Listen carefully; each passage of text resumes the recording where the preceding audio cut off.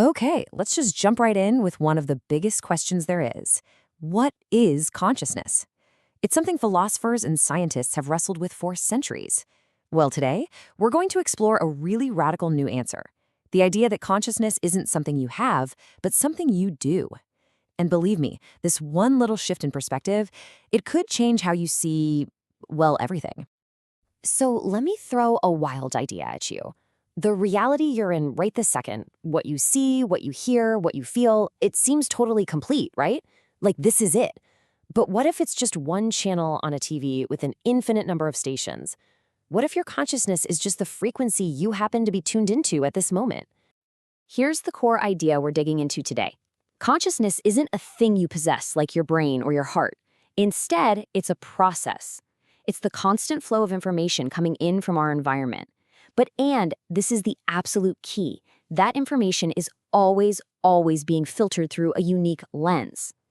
And this isn't just a human thing. This applies to every single living organism, from a soaring hawk all the way down to a tiny bacterium.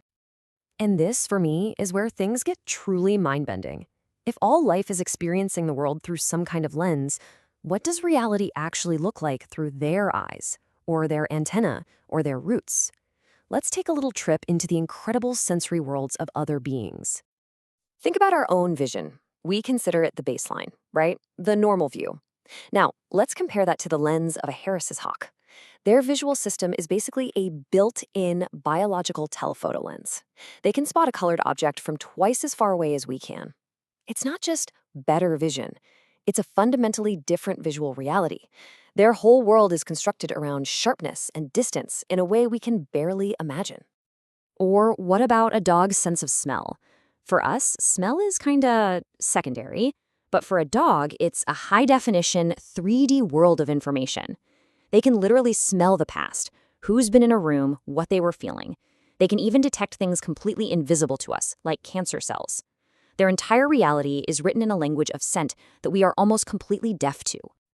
And this idea of a unique lens, it goes so much deeper than you'd think. We're now discovering that plants can sense moisture from far away, or even hear the vibrations of an approaching bee.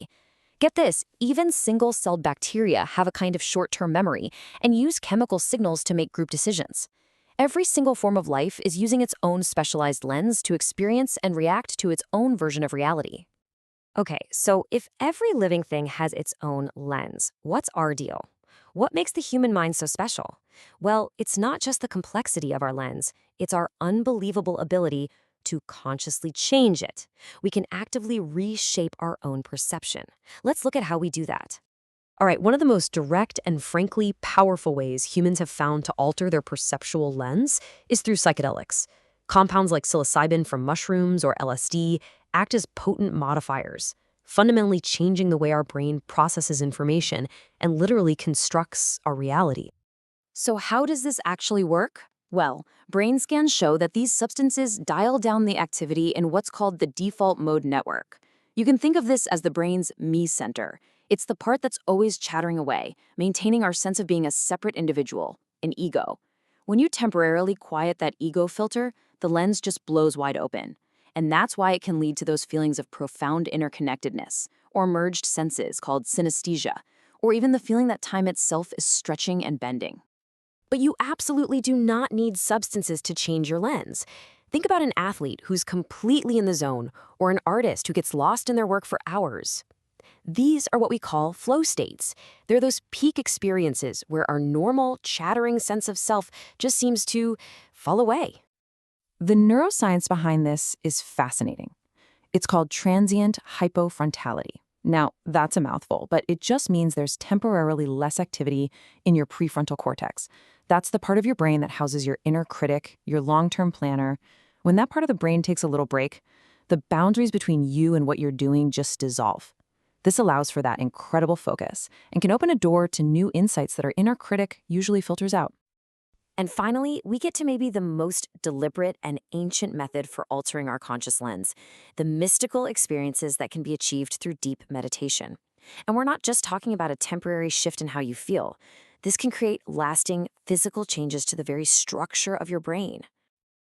The neurological studies on long-term meditators are just astonishing.